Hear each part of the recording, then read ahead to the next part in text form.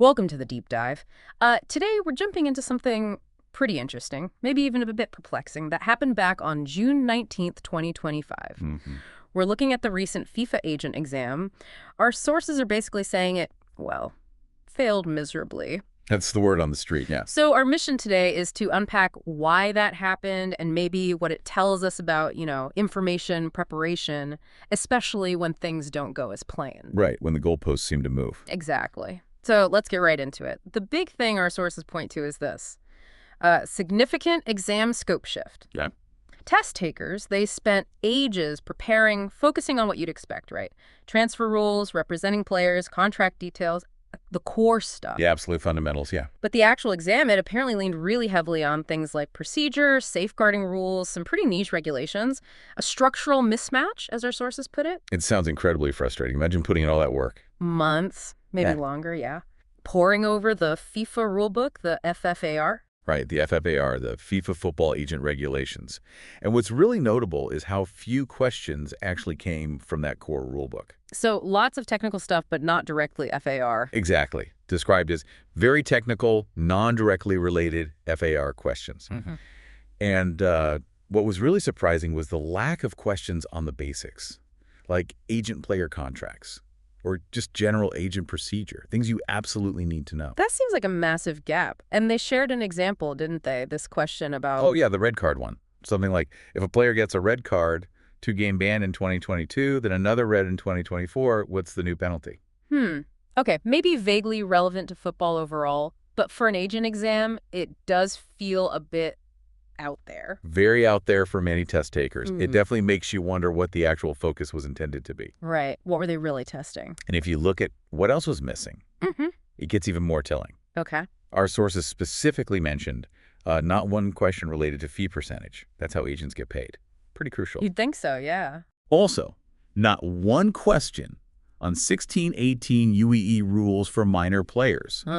Those specific rules for young players in Europe. Nothing.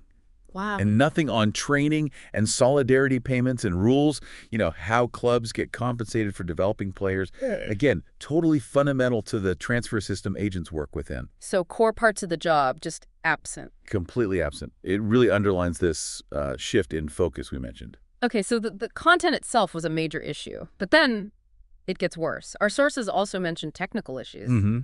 During the exam itself? Apparently, in this really important 60-question timed test, people lost 20 minutes because of problems with the invigilation, the supervision, and just setting things up. Yeah, 20 minutes. That's a third of the exam time. Yeah. In a high-pressure situation like that, losing that much time right at the start or even during, that's just brutal. That's crushing. You're already stressed, and then that happens. And it sort of piles on top of another known issue with these exams, the unpredictable format. Ah, right. They change focus. They're known for it, yeah.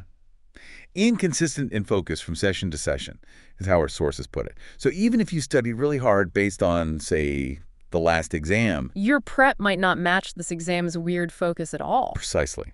It's like training for that marathon and showing up to find it's a 100-meter dash. The prep just doesn't align. It adds this whole other layer of difficulty. So pulling this all together, what does this deep dive really mean for you? Listening in, maybe you're in a field where you need to stay on top of things, get certified. I think this goes beyond just one exam, right? It highlights a bigger challenge.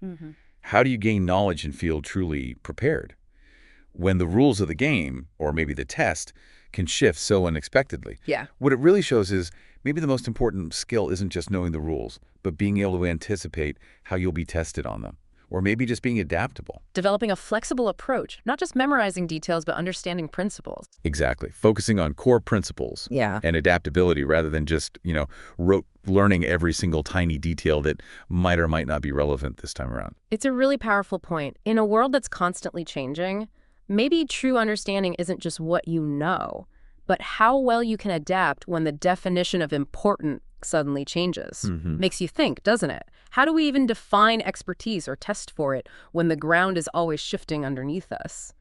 Definitely something to chew on. It certainly is.